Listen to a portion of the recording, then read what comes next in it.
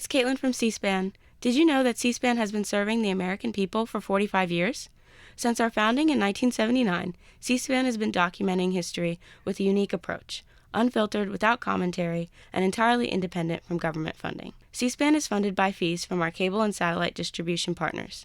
And now, with fewer people subscribing to cable and satellite, we're asking you to help support our next 45.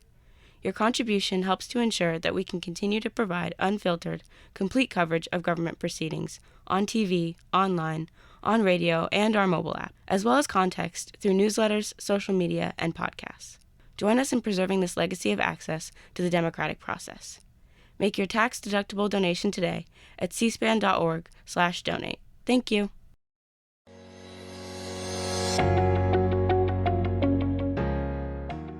This week, an episode from February 2023 with Ilyon Woo about her book, Master Slave Husband Wife, which just won the 2024 Pulitzer Prize for Biography.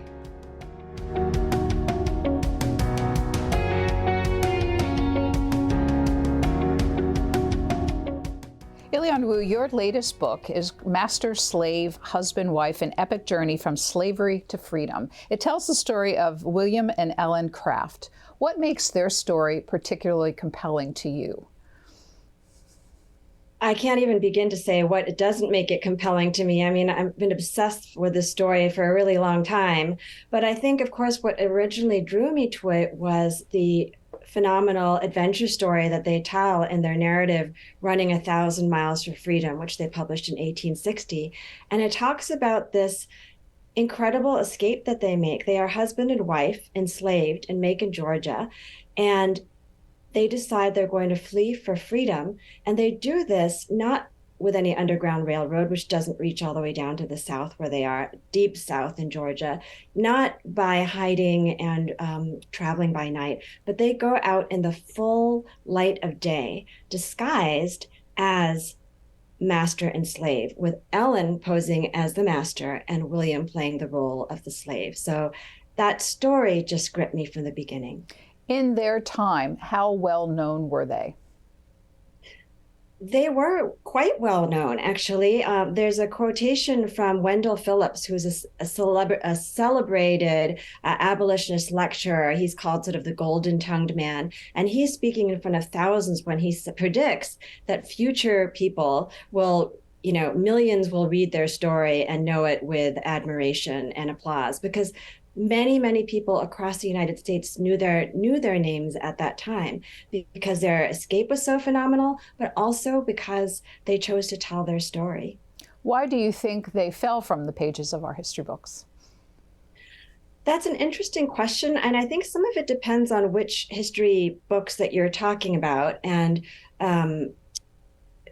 so actually I would probably quote one of the Craft's own great-great-granddaughters on this when she says, whether people know the story or not has to do a lot with where they're coming from and what they have, the kind of stories they have access to.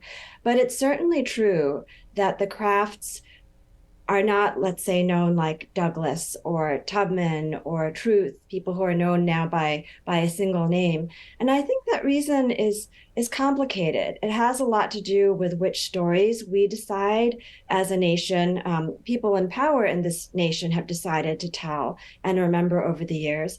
It's also in many ways a difficult one for us, I think, nationally to remember, because it has so many pieces to it, because it doesn't simply end with their achieving their self-emancipation when they reach the North. Lots of things continue to happen to the point where they actually have to leave America. So it's not one that is easy for us to embrace. Doesn't have a neat and happy ending, in other words.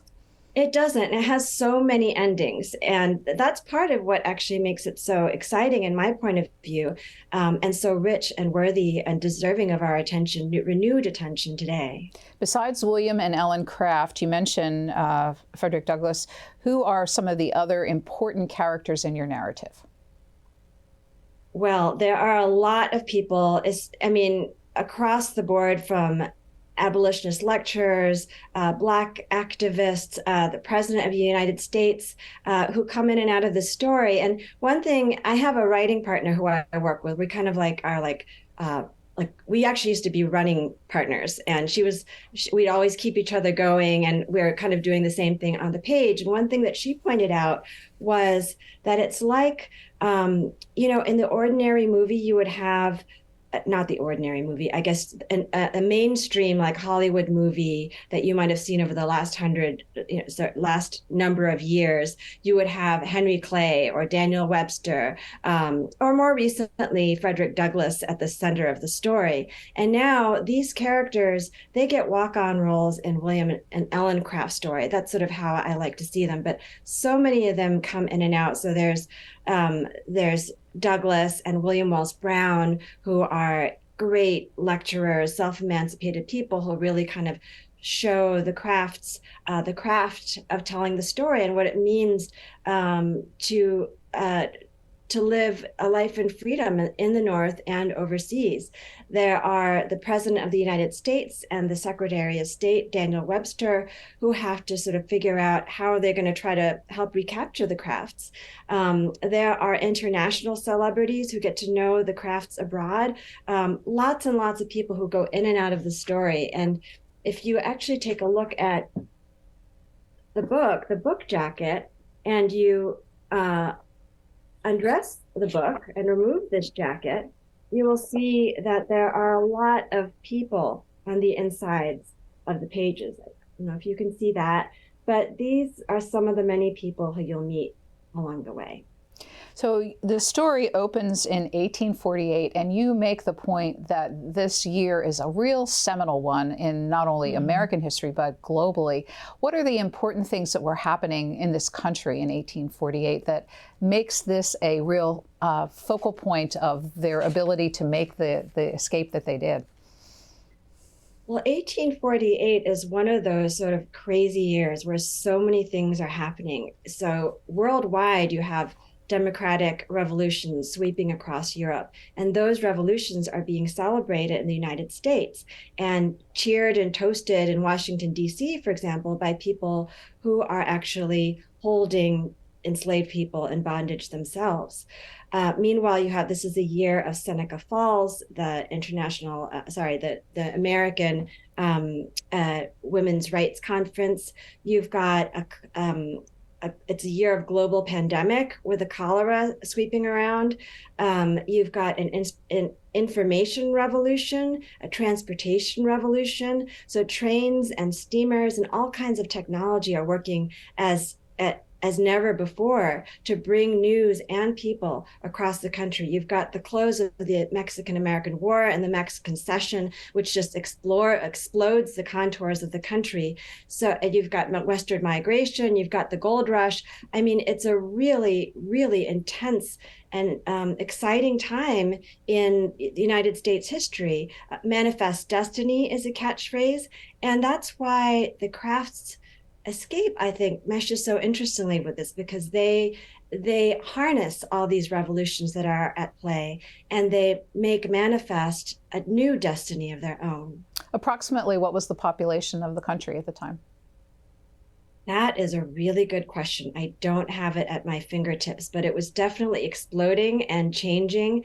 And this is also a time when there are new immigrants coming to this country as never before. So even as the crafts ultimately leave the country and they're landing in Liverpool, Liverpool is one of those places where tons of impoverished people are getting on boats and coming over to the United States.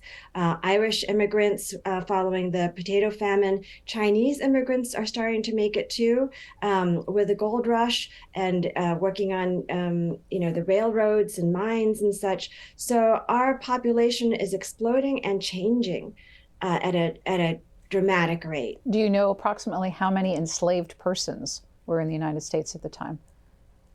That's another good question. I remember, I am not on top of the figure. No, I actually think I wrote down from one of the paragraphs about 3 million that one of your historical figures referenced. So we'll use that number from your book. You also tell readers, we think about the Fugitive Slave Law as something that came out of the Compromise of 1850, but you remind your readers that George Washington actually signed fugitive slave legislation. So it had been enforced since the very founding of the country. What did that early legislation mean for enslaved people? What did it do to their lives?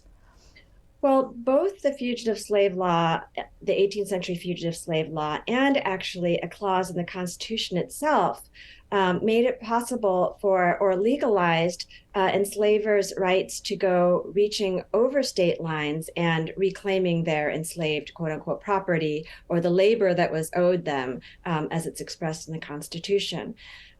But there were many states, especially in the North, that were getting around these laws, and it was hard to enforce. So actually, George Washington himself had a challenge with Ona Judge, who is the subject of a wonderful book called Never Caught by Erica Armstrong Dunbar.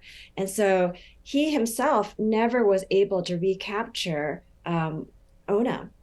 And enslavers were incensed by this, because what's the use of having these protections for their property rights, as they considered them, when somebody escapes, let's say, to Boston, which is seen as an abolitionist stronghold. You can't legally, you can do something, but actually you can't. So the Crafts' home was Macon, Georgia. What's important to know about Macon in 1848? Well, Macon was an urban center. There are lots of, it's a sort of a transportation hub. It's right next to Milledgeville, which was then the state capital, not Atlanta. And it was kind of a bustling, thriving place. The Indian removal in Macon had dispossessed many Native people of those lands, and you can still see the Ocmulgee mounds where Native people used to bury their dead. Those grounds were cut through with railroads. And actually the person in charge of sort of supervising the construction of those railroads through those grounds was Ellen Craft's own enslaver, Robert Collins. So there's a real irony there of Ellen and William Craft fleeing on the same line that the man that she was forced to call master was in charge of building. And those tracks were laid by enslaved workers. And those helped her ultimately get to freedom. So let's spend some more time getting to know the two protagonists in your story, starting with William. So how old would he have been in 1848? So he was born in my math skills are a challenge here, 1823. He was 25 years old. And what was known about his life up to that point? Where was he born? What were his early days like? Yes, that was really interesting to discover, because I did find out through his original enslavers' records that, and then ultimately through his own death records, that he was born in the town of Milledgeville. And he was born to parents who he knew and who he loved, and he had siblings who he also grew up with. He was enslaved by a man named Hugh Craft, identified just as Mr. Craft in the book. And this man is known as somebody who's invested in education, who helps the poor, a Christian man who has some of the best pews in town. But as William points out, that there's a real, this is a man who enjoys all these privileges and this reputation, but this is the person whose essentially gambling debts, if you call sort of cotton speculation a kind of gambling, lead to William's family being ripped apart. And tell me the story of William's family being ripped apart, sold at auction, and how that affected him. This is one of the emotional cores of the book. I mean, both William and Ellen's separations from their families, William from his parents and his siblings, and Ellen from her mother. So William's parents, he was one of the younger children, and they were laboring for Hugh Craft, and he saw that they were getting old and past their prime. William's mother had already had all these children. William's father, they were both probably in their 40s or so. And so he wanted to, as the Crafts remember it, sort of replenish his stock by trading in these older enslaved people for younger ones. And that's the reason actually that he gives William, when he asks, William is under 10 years old, about 10 years old maybe when this happens. And he asks Craft, and he says, because they're losing their value. And so William remembers his parents and seeing them taken off and sold off, to different enslavers. What happens then is William and his siblings are left, and his brothers are sold, and then he and his one other brother and one younger sister are remaining. And the older brother and William are apprenticed. William to become a cabinet maker, because he's smart. If he develops these skills, he will provide a return on his investment for his enslaver. What he doesn't know is that Hugh Craft is having more and more financial troubles, and so this is what this is what results in both William and his sister being put on a mortgage, which I actually held in my hands. You see them mortgaged alongside pianoforte and church pews and other stuff, other physical property. They are listed there as if they are things.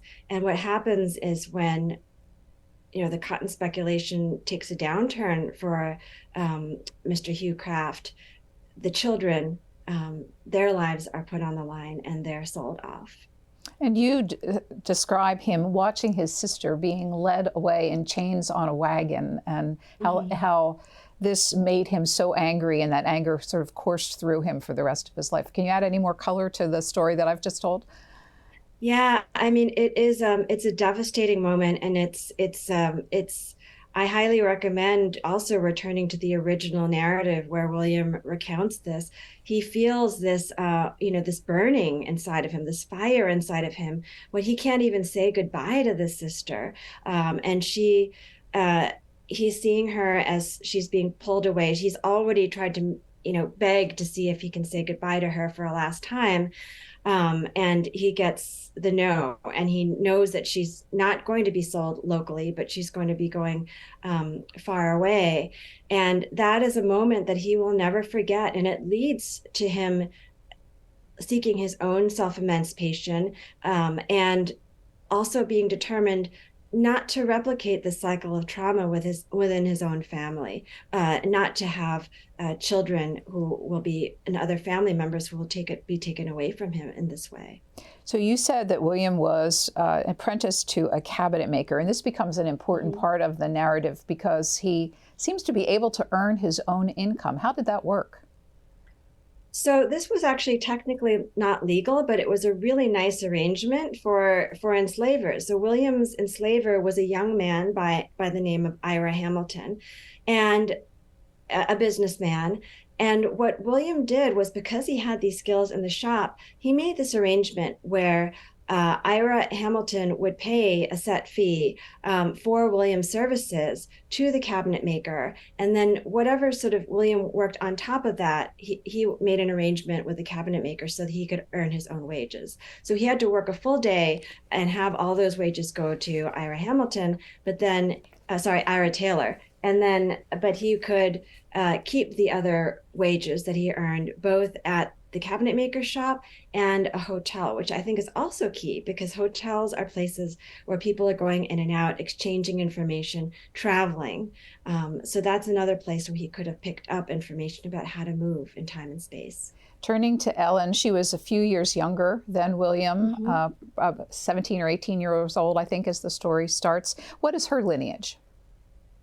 So Ellen was the daughter of an enslaved woman named Maria, who she had a really, really close relationship to. This is something that's remarked upon again and again through the ages. And they were both enslaved by Ellen's biological father, whose name was James Smith. Now, James Smith originally had a house in Clinton, Georgia, which is, maybe like 12 minutes away from downtown Macon. They eventually end up moving back to Macon, moving into Macon. But James Smith has a legal wife in his household, and they have a number of children. And his wife, uh, Eliza Smith, is so enraged by the sight of this child, Ellen, and her resemblance to her biological father, and her being mistaken for a child of the family, that she wants to get rid of her. And at the soonest opportunity, when her own daughter turns 18 years old, she has Ellen given away as a wedding present to become the property of Ellen's half sister. So she And is this, the so-called house slave of her own half-sister? exactly. If she were standing in front of us today, what would we see? If Ellen Craft were sitting, that's so. Well, she was short, or how light complexion? What did she look like? She was very fair. I have a picture here of her in her older age that I keep on my desk. I don't know if you could see this. We can, yeah. Yes, but so she was very fair complected. She had dark, straight hair, as described. Everybody talked about how lovely she was. Both she and William were known to be good-looking people, and very charming and graceful. She would have been dressed. She would have worn a corset in her day as a house slave. This is something I learned. I have a wonderful friend. I mean, one of the things that's really exciting about this kind of research is talking to other people who have different areas of expertise. I really wanted to kind of bring the era alive with like the foods and the smells and the costumes and all these kinds of things. And I have a friend who's a real expert, Lynn Bassett, with these kind of clothing details. So she was able to let me know how a woman like Ellen would have dressed. And she would have had a corset, because back then, you know the expression a loose woman? That comes from women who didn't wear corsets. So if you were going to be a respectable person, that includes women who, enslaved women who were working as house slaves in these households, you would be wearing a corset. So she'd be wearing a corset, a full skirt, and possibly a kerchief on her head. But she would have been wearing clothes, especially in her case, because her enslavers didn't want her to be mistaken for white or as a member of the family. She would have been dressed in clothing that marked her as an enslaved woman. So William had a skill of being a cabinet maker, but Ellen had her own specific skill, that of a seamstress. She did. And how important, yes. How important is that to her story? That was also critical for a number of reasons. One is because, as noted, she was small.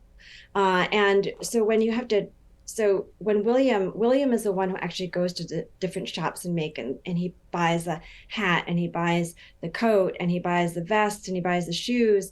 So all these sort of, a jacket would be too hard, take a lot of work to make in 4 days, which is all the time they had.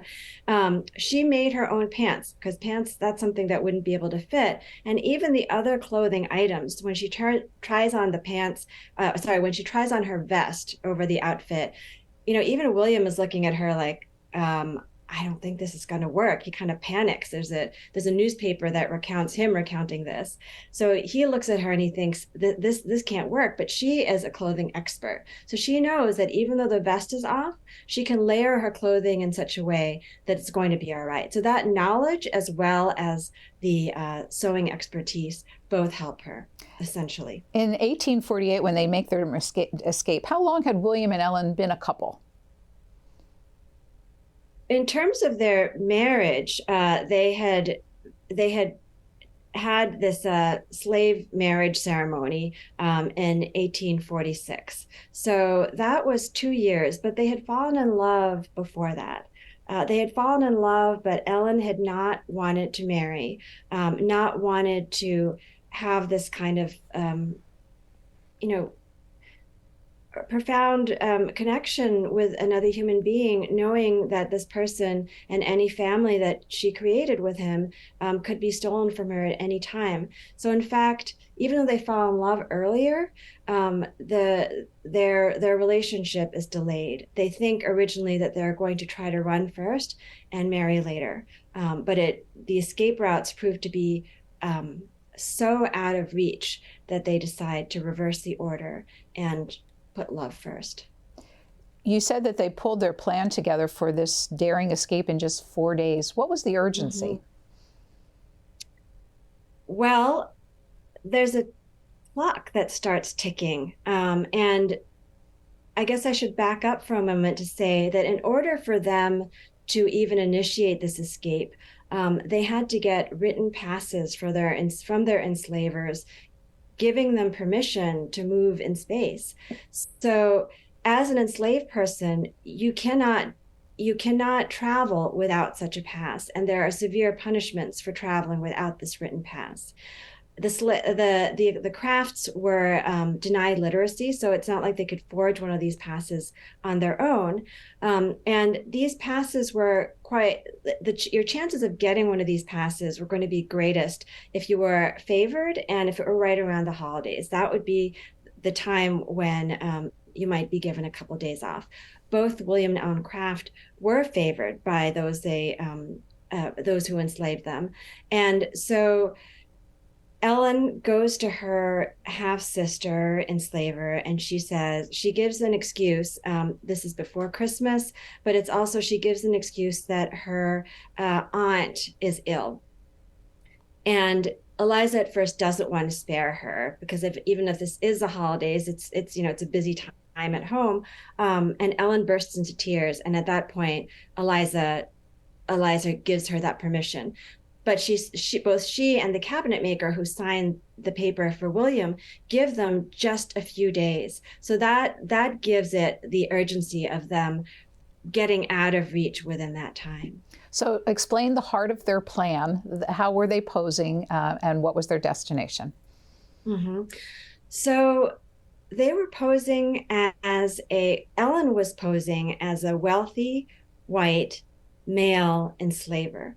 And she pulled this off with a sort of actually kind of subpar outfit. I'm going to quote my friend Lynn Bassett again here, because the jacket wasn't custom fitted to her. Everything was a little bit big, but she had the performance skills to be able to give the impression of being this man of class. And of course, having an enslaved person with her also gave her that stature by comparison. Because she was a master, because she owned another human being, it sort of gave her a higher status. William, meanwhile, was going to be Ellen Craft's, or I should say, William Johnson's right-hand man. Ellen had added actually a crucial element to her disguise, which is disability. This is something they came up with at the last minute. It was Ellen's idea, that she would put her arm in a sling and she would put poultices on her face, and she would wear glasses, not only to hide her expression, but to give her the appearance of being an invalid, and thus somebody who needed all the more to be served. So William would wait on her sort of hand and foot to make sure that she was okay. And that bond would be sort of built into their relationship. I know I was reading this through 2023 eyes, but as you described their disguises, it almost felt impossible for me to believe that they pulled it off, because the poultice, the arm sling, the glasses, that people weren't questioning it all along the way. How did they do it? Well, it's funny because there are people who thought she looked a little weird. Like, they go on the steamer. This is one of the sort of kind of creepiest chapters, because we have an eyewitness account from somebody who had this kind of strange feeling about them. He noticed that there's this young man who kind of looked maybe Spanish, and kind of had a strange way of walking. And he had his eye on them all along the way as they're steaming from Savannah to Charleston. And he notices, and somebody else notices with him. And by the end, that person says, that person is either a woman or a genius. So they're not entirely undetected. I mean, but that was also pretty early in their journey, and they learn fast. They learn what's expected of William as Ellen as a master, what's expected of William as a slave. And this is really, it becomes all the more important because you had asked before about how they had planned their journey. They were supposed to go from Macon to Savannah by train, and then Savannah to Charleston by steamer. And then it was just supposed to be one shot from Charleston all the way up to Philadelphia. There was supposed to be a steamboat going that way, but that doesn't happen. And instead, they have to take this really intensive, long journey with many, many more stops. And they have to constantly improvise their roles. One other aspect of their escape plans, you say that William carried a gun. How was an enslaved man able to find a gun to carry? That is an excellent question. And that was actually one of those moments in when I was researching when it just kind of took my breath away, because they don't mention having any kind of gun in their own written narrative. In fact, there's a lot that they don't say in their story. And so these things would come up and really kind of turn the story in a whole new direction. And where I found this was in a late 19th century legal case where William is under oath, and this is about something entirely different, and he's describing what happened. So in their narrative, when they land in Philadelphia, they get to a friendly sort of abolitionist boarding house. And the way they recount this moment in their book, it's almost kind of comedic, because they get there and they go upstairs, they say a prayer, they come back down, and then the boarding house owner says, actually, when they come down, Ellen is now, when they go up, I should say, when they go up, Ellen is disguised is still in her disguise as a gentleman. They come down, she's had a costume change, and the boarding house keeper is completely bewildered, and he says to William, where's your master? And William says, this is my master. And he says, no, where's your master? It's him. So it's kind of like almost like a slapstick moment. And then finally the Kraft say, this is who we are. Actually, what I found in this later newspaper account was something really different. In this account, Ellen goes upstairs and William pulls out a pistol and he lays it on the table. He shows it to the housekeeper, and he says, he reveals who they are, and he basically declares his willingness to use this weapon, which he's had with him presumably on his journey. Where this weapon came from is a mystery, really.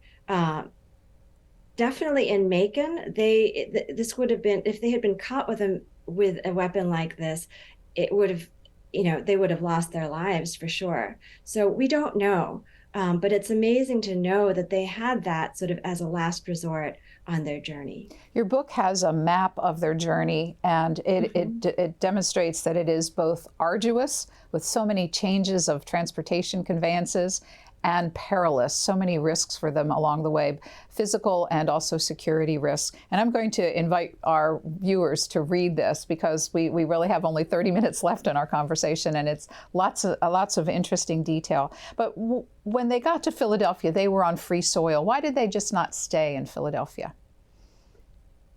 Philadelphia was dangerous.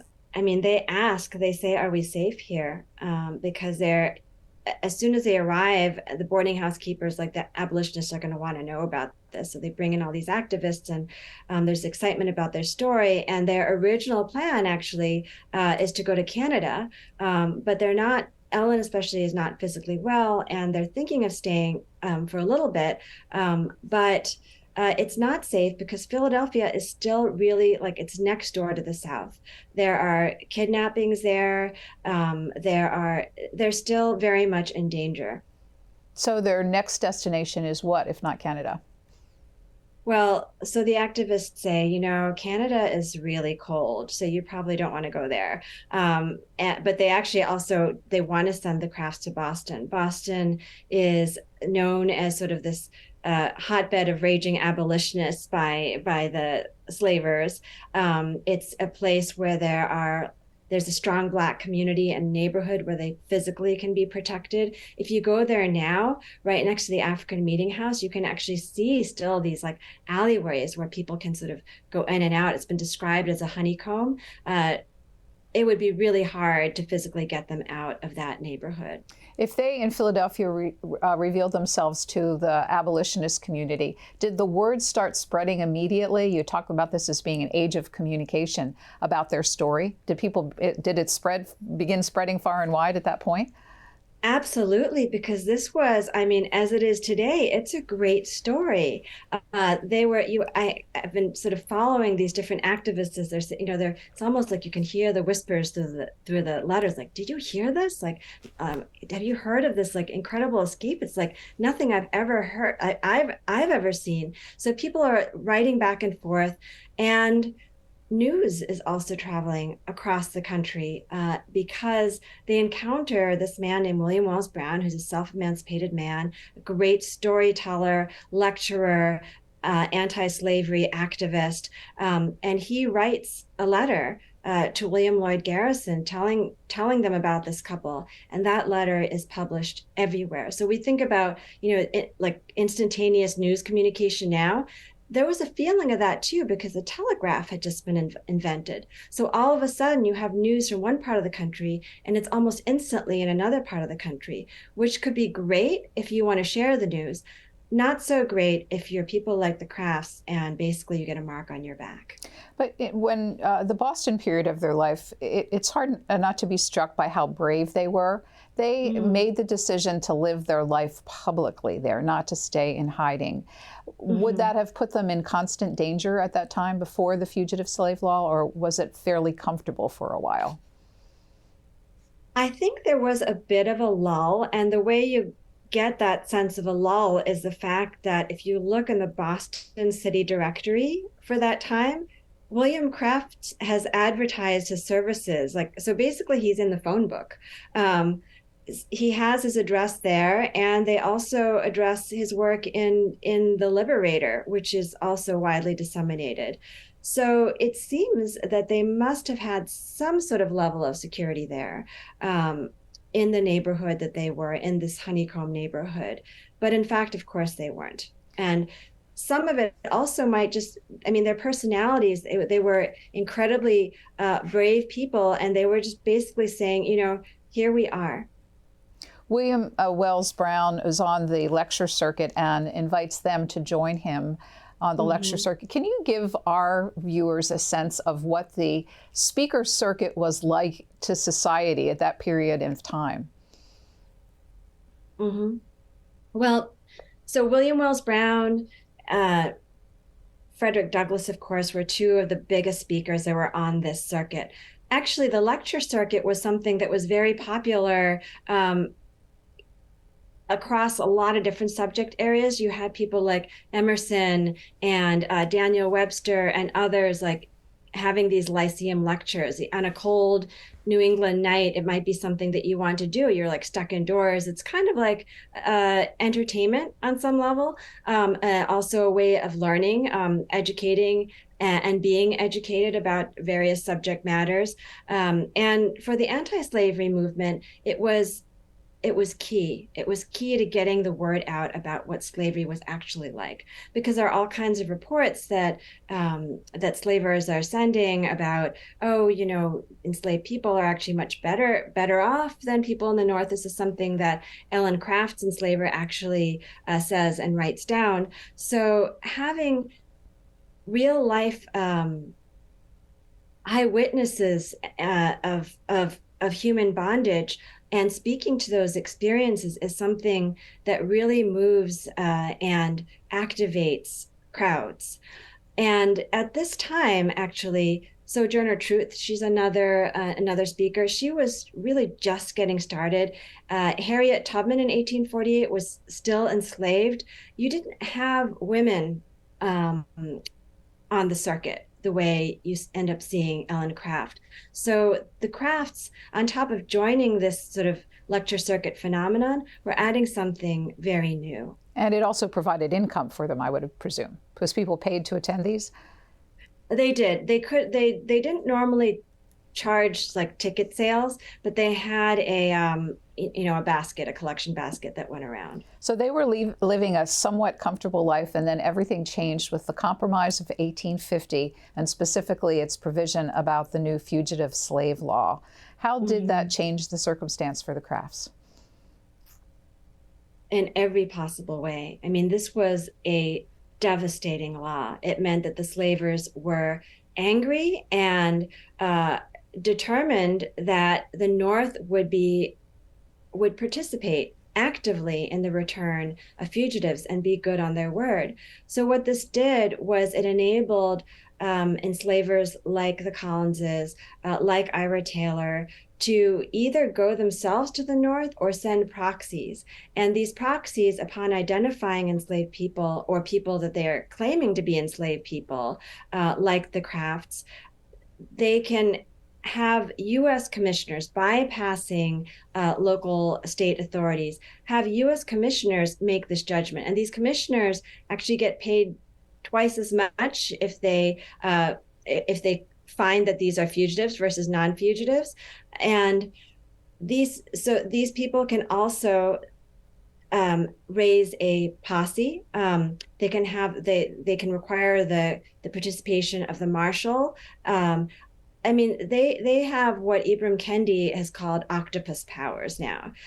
They're completely muscled up and authorized to be able to claim people like the Crafts, or even people who might be mistaken for the Crafts. The Crafts have no ability to sort of testify against their enslavers. And actually, in the case of the Crafts, they're so well known that there's not even a question of identification.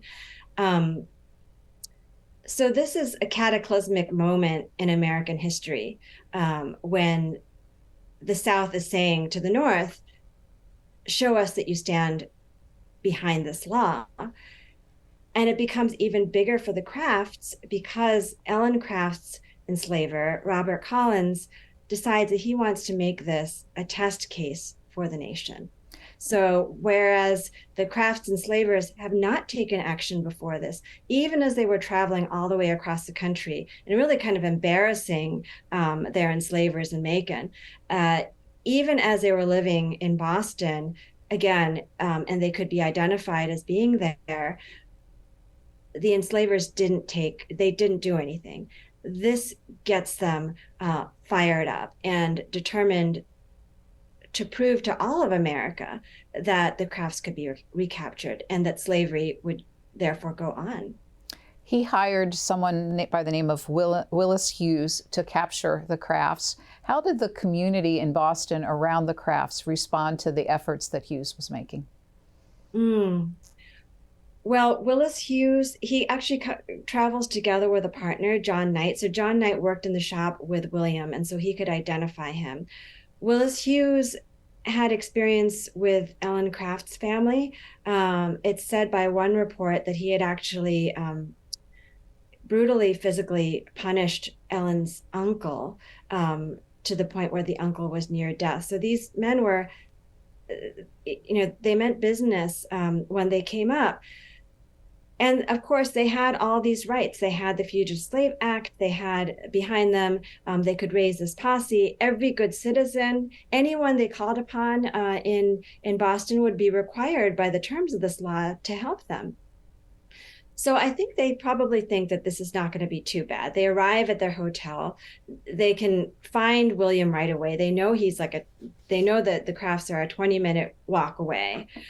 But they encounter resistance. They encounter resistance on many, many different levels. First, with the legal authorities who they're going to. That kind of takes its own comical turn. And then with ordinary citizens of Boston who stand up, down to the newsboys who are street boys who are said to be throwing rocks and expletives at them.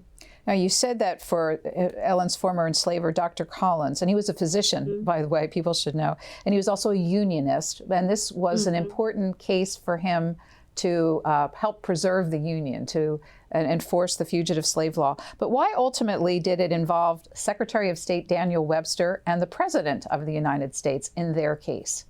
Yeah. I mean, this is where I think you do kind of have to read the story because there are so many plot twists that are really beyond believing. But it becomes what's been called kind of like a cat and mouse game because the Crafts go into, so they stand up and a lot of people stand up with them.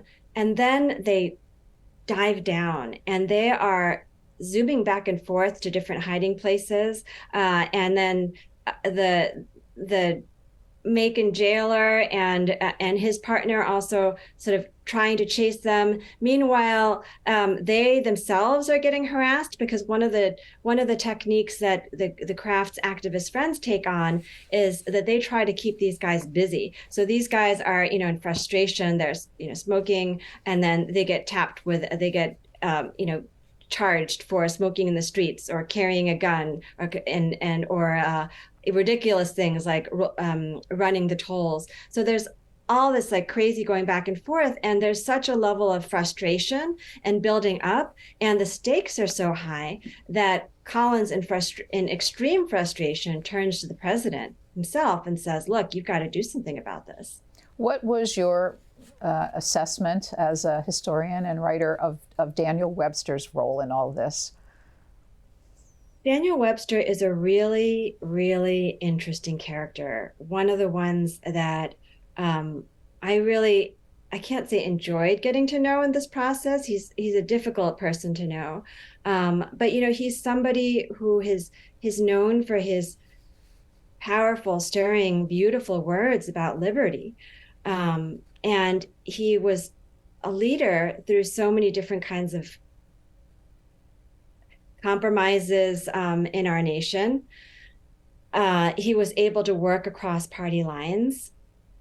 But in the end, he was Secretary of State. So he is in the Senate. He doesn't actually get to vote for the Fugitive Slave Act, but he does speak for it. He becomes sort of the voice of the North that changes the tide.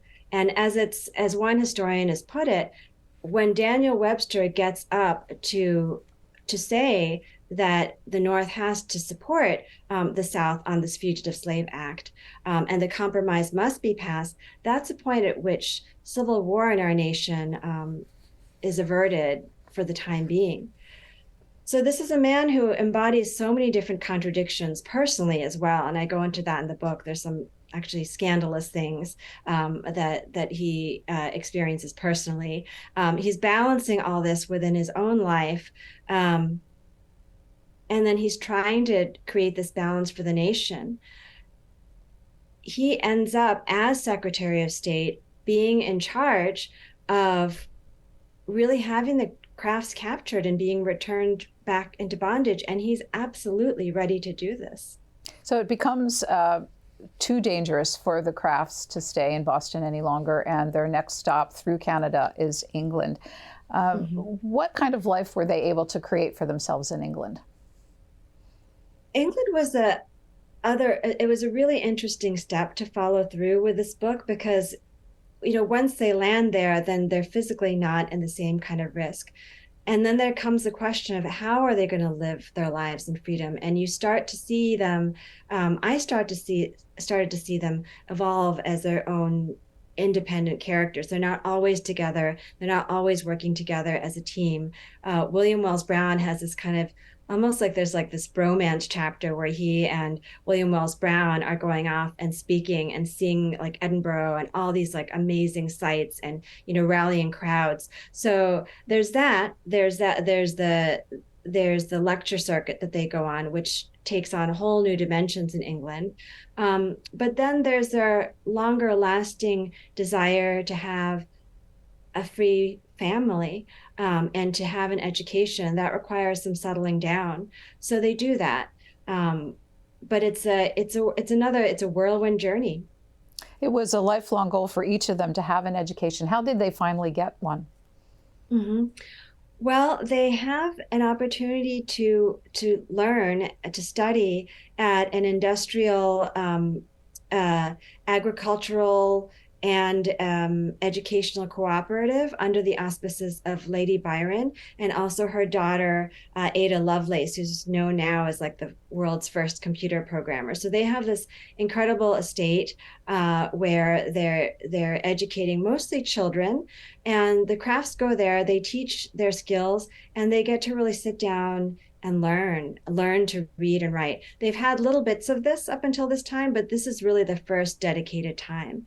And in fact, you can see a letter that Ellen Craft writes just a couple months after their arrival here. And her letters, I mean, you can see her artistry in her hand are just beautiful. They're exquisitely penned. They write this letter back to America, and you can see the pride in the formation of these letters, which are really moving for me to hold as a record of their movement in time. Ellen's hand moving across the page in time for us to see today. So they had no opportunity to return to the United States as long as slavery was legal. Once the war was over, what were their decisions about where they wanted to live and why? Well, that's the thing about the Crafts. So it's again and again with all these different endings. They could have stayed in England and lived comfortably there.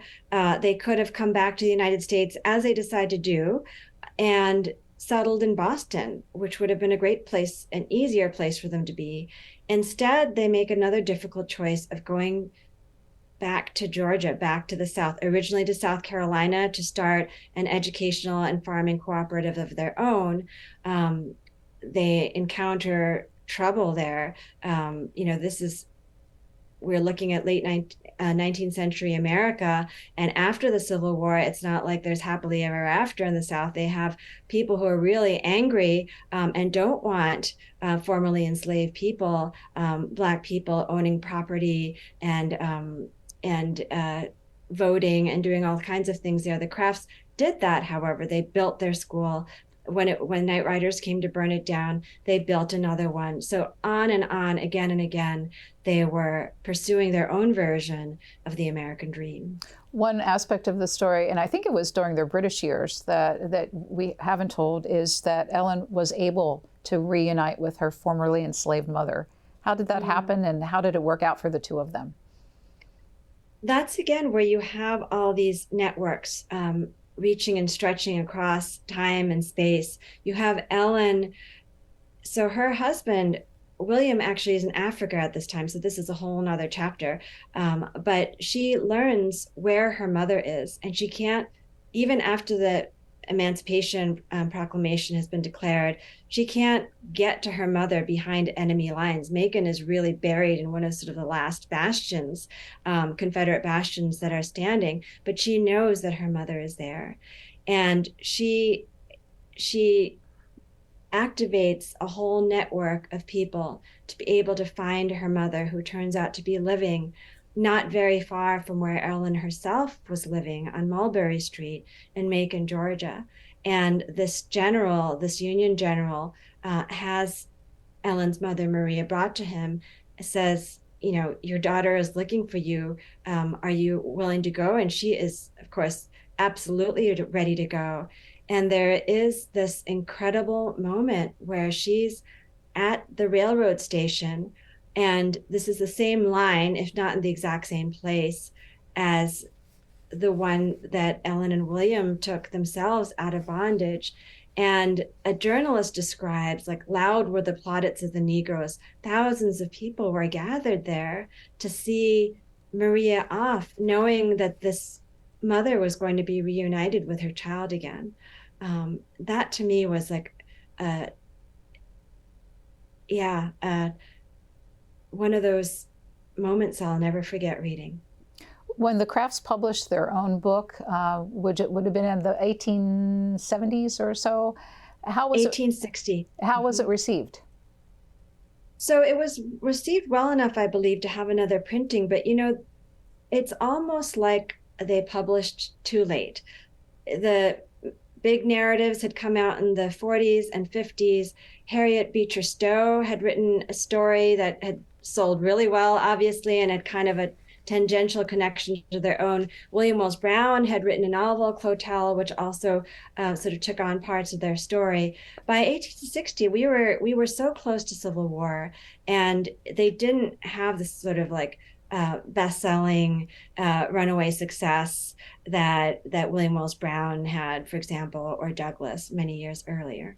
But if a reader today were to pick it up, is it accessible to contemporary readers? Is it readable? It's it's what excited me and drew me into the story myself. It is definitely very readable. So we have about 4 minutes left, and I guess to wrap this up, I found a sentence or two that you wrote that I'd like to have you talk about a little bit more. You write, "The absence of a happy ending may partly explain why the Crafts are not better known.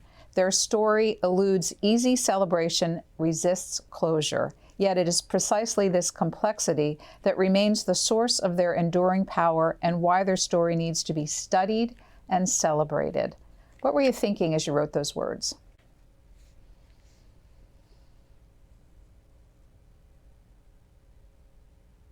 I was thinking how much we are in a unique position today to be able to embrace all the complexities, all the ambiguities that were so hard to discuss in those times, and they remain difficult today. We're living in a time of a lot of dissension and tension. We're living in a time when people are trying to tell different kinds of American stories. And I think what the Craft story does for us is it gives us an opportunity to see sort of the simultaneous trends in American history coming together through them. So we have the Declaration of Independence. We've got those notes being sung anew by Black activists, for example, after the passage of the Fugitive Slave Act, saying these words should apply for us too. You've got them retelling American history in ways, I think, that rhyme very much with new approaches to history that we're seeing today. I think for us as a nation to be able to behold the simultaneity of all these different things in our culture, the bad, the terrible history that we have with slavery, but also the heroism of people like William and Ellen Craft and all those who stood beside them, we can have a fuller picture today of America and embrace it through their story, I think, as never before. And maybe that's a way of adding a new chapter to this unfinished story that they bring to us. It's the story of William and Ellen Craft. Ilyon Woo is the author, and the book is titled Master Slave, Husband, Wife, An Epic Journey from Slavery to Freedom. Thank you so much for spending an hour with C-SPAN. Thank you so much for having me today.